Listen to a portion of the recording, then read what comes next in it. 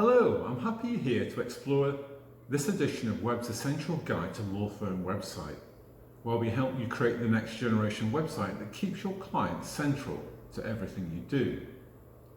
My name's Andy Adamson, and in this video I'm going to focus on how you can encourage your website visitors to engage with you by taking an action that converts on your website. But first, to justify its investment, your law firm website needs to generate qualified leads and acquire new clients. There are a number of ways to do this, but first let's define what we mean by actions and conversion rate optimization. Actions and conversions refer to something a visitor does on your website as part of their reason for visiting. Once these actions take place, they're called a conversion. So here's 3 examples of actions your website visitors could take as part of your website journey. Complete an online inquiry form, downloading a white paper or report behind a subscription page, or subscribing to a newsletter. Your conversion rate is a direct reflection of how well you guide your website visitors with the tasks they came to perform. So what is conversion rate optimization for law firms? The conversion rate is the number of actions through your website divided by the number of website visitors over a set period of time. Conversion rate optimization, or CRO, consists of a number of techniques that guide potential clients to take an action on your website.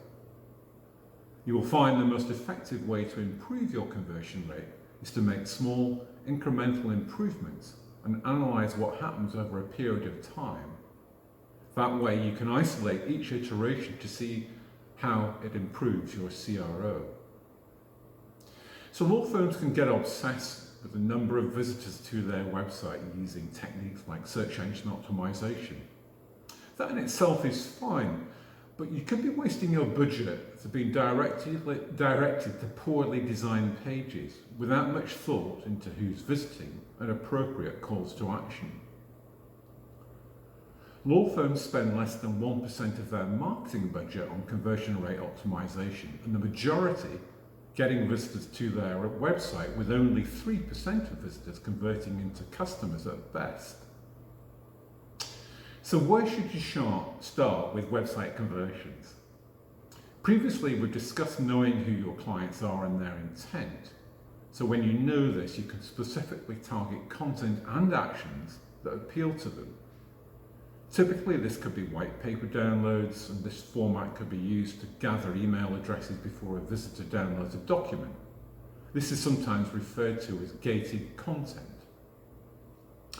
So nurturing website visitors gives you the opportunity to weed out poor leads, educate your prospects with your expertise, increase transactions with your prospects, which then forms a relationship and builds trust for when they're ready to buy. So you now know website conversions are about guiding specific visitors towards completing a specific action, but how do we achieve this? This can be done with design triggers. A good starting point is removing visual clutter and creating a strong value proposition headline. You can establish a visual hierarchy of color or tone that gives users visual cues as to the importance of tasks. Draw the user's attention with white space around your buttons. Add social proof. Others have done this and have achieved this. Offer them something of real value and help solve their problem. And you know what that is because you've spoken to them. So just a few things to avoid with law firm website landing pages. Landing pages often use jargon and complex language. But for your landing pages, you should keep it short and use the same language your clients would use. Most landing pages in the legal industry are not too easy to read, and your conversion rate could start to reduce if your word count is too high. Again, think about the mindset of your potential clients. It's unlikely they will want to read lots of text in their moments of need.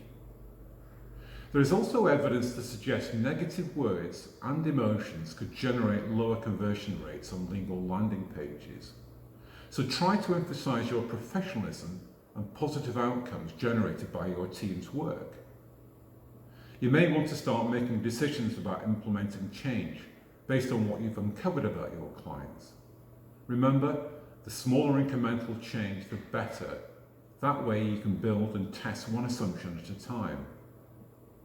There are too many poorly optimized law firm websites that with even the basic conversion rate optimization techniques will see improved performance. After these simple steps, a more sophisticated approach can be taken to keep improving conversion rates further. So that's it for now, and thanks again for listening.